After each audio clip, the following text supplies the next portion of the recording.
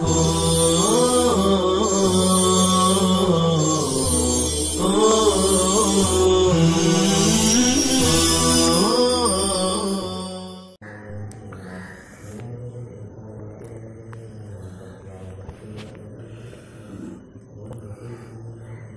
الله الرحمن الرحيم. ونقل المصنف رحمه الله تعالى في بعض كتبه أنه لا خلاف في بناء الفعل المضارع مع نون الإناث، وليس كذلك، بل الخلاف موجود. وممن نقله الأستاذ أبو الحسن ابن عصفور في شرح الإيضاح. یہ شرح ابن عقیل کا سبق ہے اور اس میں مصنف رحمۃ اللہ علیہ فعل کے معرب اور مبنی ہونے کا تذکرہ کر رہے ہیں۔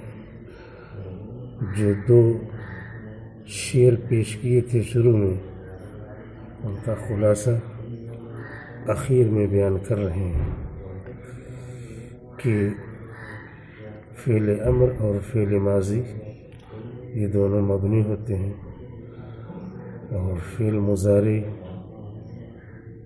نون تاکید سے متصل ہو اور نون مؤنث سے متصل ہو تو یہ بھی مبنی ہوتا ہے، اور فعل مضارع اگر نون تاکید سے خالی ہو تو وہ معرب ہوتا ہے۔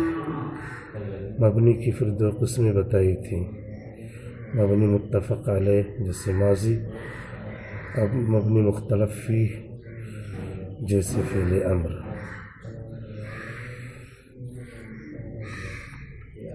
پھر نون تاکید کے متصل ہونے کی مثالیں دیتے ہوئے جمہور کا اور امام اخفش رحمۃ اللہ علیہ کا مذہب بیان کیا تھا۔ اخیر میں عبارت ہے وَنَقَلَ الْمُصَنِّفُ رَحِمَهُ اللَّهُ کہ مصنف رحمۃ اللہ علیہ نے نقل کیا ہے اپنی کسی کتاب میں، فی بعض کتبہ، بعض یعنی کوئی، بعض جمع ابعاد، اپنی کسی کتاب میں، انہ لا خلاف فی بناء الفعل المضارع مع نون الاناث، کہ فعل مضارع نون مؤنث کے ساتھ ہو تو اس کے مبنی ہونے میں کوئی اختلاف نہیں ہے۔ ولیس کذالک، لیکن مسئلہ نہیں ہے ایسا، نحو کا مسئلہ ہے کہ لیکن مسئلہ ایسا نہیں ہے، بل الخلاف موجود، بلکہ اس میں بھی اختلاف موجود ہے کہ فعل مضارع نون مؤنث کے ساتھ ہو تو مبنی ہوگا، بعض لوگ کہہ رہے ہیں نہیں معرب ہوگا۔ وممن نقلہ، اور ان لوگوں میں سے جنہوں نے اختلاف نقل کیا ہے کہ نون مؤنث کے متصل ہونے کے باوجود بھی فعل مضارع معرب ہوگا، الاستاذ ابو الحسن ابن عصفور، ابو الحسن ابن عصفور نحوی رحمۃ اللہ علیہ نے یہ اختلاف نقل کیا ہے۔ کتاب کا نام ہے شرح الایضاح، شرح الایضاح میں یہ اختلاف نقل کیا ہے۔ لہذا یہ جزوی اختلاف یاد رکھنا چاہیے کہ نون مؤنث کے ساتھ فعل مضارع مبنی ہوتا ہے، لیکن اکثر کے نزدیک، جمہور کے نزدیک، کچھ لوگوں کا اس میں بھی اختلاف ہے، اور ناقل اختلاف الاستاذ ابو الحسن ابن عصفور ہے۔ اب یہاں اشعار کی تشریح مکمل ہو گئی، نئے مصرع پیش کرتے ہیں۔ وَكُلُّ حَرْفٍ مُسْتَحِقٌ لِلْبِنَاءِ وَالْأَصْلُ فِي الْمَبْنِيِّ أَنْ يُسَكَّنَ، اور ہر حرف مستحق ہوتا ہے مبنی بننے کا،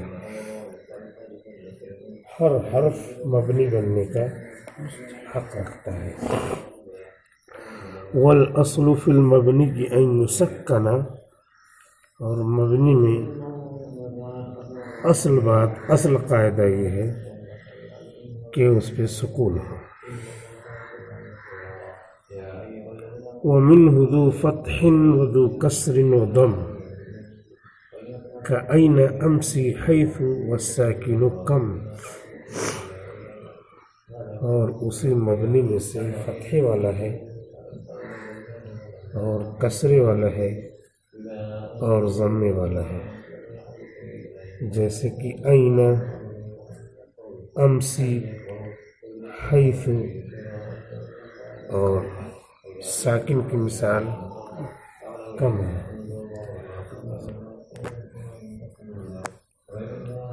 ومنہ ذو فتح ذو کسر وضم کأین امسی حیث والساکن کم،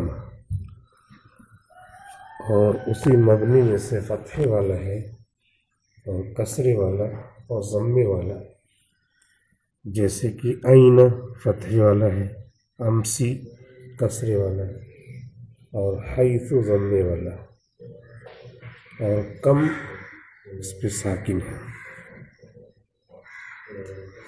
یہ 4 مصرے پیش کیے، 2 شعر۔ اس میں ایک بات تو یہ بتائی کہ تمام حروف مبنی ہوتے ہیں، اور مبنی میں فتحہ، کسرہ، ضمہ، فتحہ، کسرہ، ضمہ تینوں ہوتا ہے۔ کوئی فتحے پر مبنی ہوتا ہے جیسے این، اور کوئی کسرے پہ مبنی ہوتا ہے جیسے امسی، کوئی ضمے پہ مبنی ہوتا ہے جیسے حیث، اور کم پہ سکون ہوتا ہے، یہ سکون پر مبنی ہے۔ اور اس میں اصل کم ہے جو ساکن پہ مبنی ہے، اور این، امسی، حیث یہ فتح پر مبنی ہے۔ ابھی میں اشعار کی نثر میں تشریح کر رہے ہیں۔ الحروف کلها مبنیۃ، تمام حروف مبنی ہوتے ہیں۔ اذ لا يعتبرها ما تفتقر في دلالتها عليه لا اعراب، اذ تعلیلیہ ہے، اس لیے کہ تمام حروف مبنی ہوتے ہیں، اس لیے کہ حروف پر نہیں آیا کرتے ہیں وہ عامل، وہ چیزیں تفتقر جو محتاج ہوں ان کی دلالت پر اس کے اوپر اعراب کی طرف۔ اذ لا يعتبرها ما تفتقر في دلالتها علیہ الی اعراب، اس لیے کہ حروف پر نہیں آتے ہیں حروف کی دلالت کرنے میں اس چیز پر جو عامل اعراب کی طرف محتاج ہو، یعنی حروف پر عامل نہیں آیا کرتے ہیں، تو حروف پر عامل آئیں گے تو حروف پر اعراب آئے گا، اور عامل کو ضرورت پڑے گی کہ معمول بنائے، تو فاعل معمول بنے گا یا مفعول یا مجرور، یہی تینوں اعراب ہوتا ہے۔ پھر حروف دلالت کریں گی فاعلیت پر، مفعولیت پر، تو اس پر آتا ہی نہیں عامل۔ لہو اخذت من الدراہم، جیسے کہ میں نے دراہم لیے۔ فالتبعید مستفاد من لفظ من بلا اعراب، تو بعضیت، جزئیت مستفاد ہے، حاصل کی گئی ہے لفظ من سے، من لفظ من سے بغیر اعراب کے۔ اسی کی تشریح کیا کہ سارے حروف کیا ہوتے ہیں؟ مبنی ہوتے ہیں، حروف جارہ ہو، حروف مشبہ بالفعل ہو، حروف مضارعت ہو، اور حروف جازم ہو، حروف ناصب ہو، سب کے سب کیا ہوتے ہیں؟ مبنی ہوتے ہیں۔ دلیل مبنی ہونے کی دلیل یہ ہے کہ مورد بنانے کے لیے کوئی عامل ہوتا ہے جس کا اثر معمول قبول کرے، تو ان پر کوئی عامل آتا ہی نہیں کہ اثر قبول کرے، لہذا جو حالت اس کی لغت میں لکھی ہوئی رہتی ہے وضعی حالت، وہی حالت اس کی رہ جاتی ہے۔ کم ہے، ساکن ہونے پر ساکن ہونے کے ساتھ وضع کیا گیا ہے تو مبنی پر سکون رہتا ہے، اور آئینہ ہے، فتح کے ساتھ بولا جاتا ہے تو ہر حال میں وہی رہ جاتا ہے، عامل آ کے بدلنے والا ہے نہیں۔ حیث ہے، ضمے کے ساتھ وضع کیا گیا ہے تو ویسے ہی رہ جاتا ہے، عامل آتا ہے بدلنے کے لیے وہ ہے نہیں، عامل آیا نہیں۔ من ہے، سکون کے ساتھ ہے تو ویسے ہی رہ جاتا ہے۔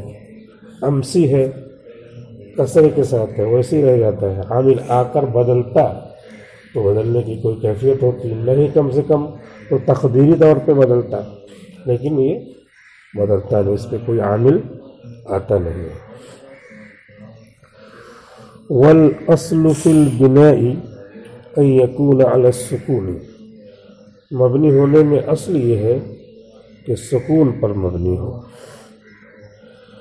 اب جب چار طرح کی حالت اس کی رہتی ہے، سکون اور ضمہ فتح کسرہ، تو یہ چاروں اصل ہیں یا ان میں سے ایک اصل ہے بقیہ اس کے تابع ہے؟ تو کہہ رہے کہ چاروں اصل نہیں ہے بلکہ صرف سکون اصل ہے، سکون کے بعد ہی پھر ادھر ادھر ہوگا۔ تو جو پہلی حالت تھی ابتدائی حالت وہی اصل ہوگی، اور اس کے بعد کسی بنیاد پر اس کو فتحہ ضمہ کسرہ دیا جائے گا۔ فتحہ اخف الحرکات ہے اس کی وجہ سے دے دیا گیا، کسرہ ہے کبھی جوڑنا رہتا ہے تو دے دیا جاتا ہے، لیکن ادھر ادھر جانا اصل کے بعد ہے۔ پہلے آدمی کہیں رکا رہتا ہے، اس کے بعد کچھ عارض ہوا، سفر کرنا ہوا، تب وہاں سے متحرک ہوا، تو متحرک ضمہ فتح کسرہ ہوگا، نہیں تو حقیقی حالت کیا ہے؟ سکون کی۔ والأصل في البناء ان يكون على السکون، اور مبنی ہونے میں اصل یہ ہے کہ سکون پر ہو، لأنه اخف من الحرکت، اس لیے کہ حرکت سے اخف ہے، ہلکا ہے سکون۔ سکون میں کچھ کرنا نہیں ہے، حرکت میں بہت کچھ کرنا ہے۔ اسی لیے حکیم الامت مولانا اشرف علی تھانوی رحمۃ اللہ علیہ نے لکھا ہے کہ روزہ آسان ہے نماز سے، روزہ نماز سے آسان ہے، کیونکہ روزے میں سکون رہتا ہے اور نماز میں حرکت رہتی ہے، نماز میں حرکت رہتی ہے۔ وہ اصل میں لکھا ہے کہ عورتوں کے لیے روزہ آسان کیوں ہے، عورتیں جلدی سے روزہ رکھ لیتی ہیں تو نماز پڑھنے کے لیے نہیں نماز پڑھ پاتی، تو وجہ اس کی یہ ہے کہ روزہ آسان ہے نماز سے۔ کیوں؟ اس لیے کہ روزے میں سکون ہے اور نماز میں حرکت ہے، حرکت مشکل ہوتی ہے اور سکون آسان ہوتا ہے۔ کیسے سکون ہے؟ اس میں روزے میں کھانے کے لیے اٹھنا نہیں ہے، اٹھ کر کے جائے کھانا لائے، ہاتھ ہی لائے کھانا پکائے، پانی پیے، پانی پی اٹھ کے جانا پڑے گا، لانا پڑے گا، تو یہ بھی نہیں کھانا پینا، کھانے پینے سے اور مباشرت سے، بیوی سے ملاقات، شوہر سے ملاقات یہ نہیں کرنا ہے، تو تینوں میں حرکت نہیں ہے، سکون ہے، تو اخف ہے یہ۔ اور نماز ہے، نماز میں ہر کام کرنا پڑتا ہے، نہانے کی ضرورت ہے تو غسل حرکت کرنا ہے، وضو کی ضرورت ہے وضو کرنا حرکت کرنا ہے، پھر نماز کے لیے کھڑا ہونا ہے، ثنا پڑھنا ہے، شروع سے لے کے اخیر تک جو نماز کی کیفیت ہے اس میں سب چیزیں کرنا ہی کرنا ہے، تو وہ حرکت ہے۔ اور حرکت کیا ہے؟ اثقل ہے سکون سے، الحرکت اثقل من السکون والسکون اخف من الحرکت۔ تو یہ جو ہے عقلی دلیل دیا ہے مولانا اشرف علی تھانوی رحمۃ اللہ علیہ نے کسی کے سوال کے جواب میں۔ اور کبھی یوں ہی کہ روزہ عورتیں کیوں آسانی سے جلدی سے رکھ لیتی ہیں؟ کیونکہ اس میں کچھ کرنا نہیں پڑتا، اور نماز میں لیٹ کرتی رہتی ہے، زور سے عصر، عصر سے مغرب، مغرب سے عشاء، شادی وادی میں تو بیٹھی ہی رہتی ہے۔ وَلَا يُحَرَّكُ الْمَبْنِيُّ إِلَّا لِسَبَبٍ، اور مبنی کو حرکت نہیں دی جاتی ہے مگر کسی سبب سے۔ مبنی ہے اگر سکون ہے تو اس کو کبھی حرکت دی جاتی ہے تو کوئی نہ کوئی وجہ ہو۔ كالتخلص من التقاء الساكنين، من التقاء الساكنين، مثال کے طور پہ دو ساکن جمع ہونے سے بچنے کے لیے، تخلص کے معنی بچنا۔ دو ساکن جمع ہو گئے تو اب دو ساکن اکٹھا ہوتے نہیں، تو اس میں حرکت دی جاتی ہے۔ جیسے عین، عین کہہ دیا اگر تو یا اور نون دونوں پہ ساکن ہے تو نون پر زبر دے دیا جائے تاکہ دو ساکن نہ آئے، عین کر دیا۔ قام، الف ہے جس پہ حرکت نہیں ہے، میم پہ ساکن دے دیا جائے تو کیا ہوگا؟ دو ساکن جمع ہو جائیں گے، تو اس کو کیا دے دیا؟ زبر دے دیا۔ وَإِنَّ، ان کر دیا اگر تو پہلے ساکن ہے مدغم فی، تو مدغم پر بھی ساکن کر دیا تو دو ساکن جمع ہو جائیں گے۔ وقد تكون الحركة فتحة، اور حرکت جو دی جاتی ہے تو کبھی فتحہ ہوتی ہے جیسے عین، قام، ان تینوں مثالوں میں اگر سکون رہتا ہے جو اصل ہے تو پھر اجتماع ساکنین ہو جاتا ہے۔ اجتماع ساکنین سے بچنے کے لیے فتحہ دے دیا اور اسی پہ مبنی کر دیا، اصل سے ہٹے لیکن مبنی ہو گیا فتح پر۔ وقد تكون کثرتاً، اور کبھی کسرے پر مبنی ہوتا ہے، کسرہ ہوتا ہے، حرکت جو دی جاتی ہے وہ وقد تكون الحرکۃ کثرتاً، اور کبھی کسرہ آتا ہے حرکت کی شکل میں، کامسی وجیر، امسی، امس کرتے تو سین اور میم دونوں پہ سکون رہتا ہے تو سین کے نیچے زیر دے دیا تاکہ التقاء ساکنین سے حفاظت رہے، دو ساکن کے جمع ہونے سے بچے رہے۔ جیری، جیر کرتے اگر یا پہ سکون اور را پہ سکون تو پھر التقاء ساکنین ہو جاتا، تو را کے نیچے زیر دے دیا۔ وقد تكون ضمۃً، اور کبھی یہ حرکت ضمہ کے شکل میں ہوتی ہے، کحیث، جیسے کہ حیث، حیث رہتا اصل پر اپنے، کیونکہ مبنی پر کچھ نہ آنا یہی اصل ہے، وہ اسم، اور یہ اسم ہے حیث، لیکن اس کو کیا دیا؟ پیش دے دیا تاکہ التقاء ساکنین نہ ہو۔ وہ منذ، منذ کرتے حروف جارہ میں سے ہے، منذ، منذ تو دو ساکن جمع ہو جاتے، نون اور ذال، نون اور ذال، تو ذال پہ پیش دے دیا منذ تاکہ اجتماع ساکنین سے حفاظت رہے۔ وہو حرف، اور منذ حرف ہے، اذا جررت به، جب تم منذ کے ذریعے زیر دو، جر دو۔ وَأَمَّا السُّكُونُ فَنَحْوُ كَمْ وَضْرِبْ وَأَجَلْ، اور سکون کی مثال جو مبنی اصل ہے، یعنی مبنی میں اصل سکون ہے، وہ کم کی مثال ہے، کم میم کے ساکن ہے، اضرب با پہ ساکن ہے، اجل لام پہ ساکن ہے۔ وَعُلِمَ مِمَّا مَثَّلْنَا بِهِ، ان البناء علی الکسر والضم لا یکون فی الفعل، اور معلوم ہوا ہماری مثالوں سے کہ مبنی ہونا کسرے اور ضمے پر فعل میں نہیں ہوتا، بل فی الاسم، بلکہ اسم میں ہوتا ہے، بلکہ اسم میں ہوتا ہے۔ سبق کا وقت پورا ہو گیا، پھر دوسرے سبق میں اس کو پورا کرتے ہیں انشاءاللہ۔ السلام علیکم ورحمۃ اللہ وبرکاتہ۔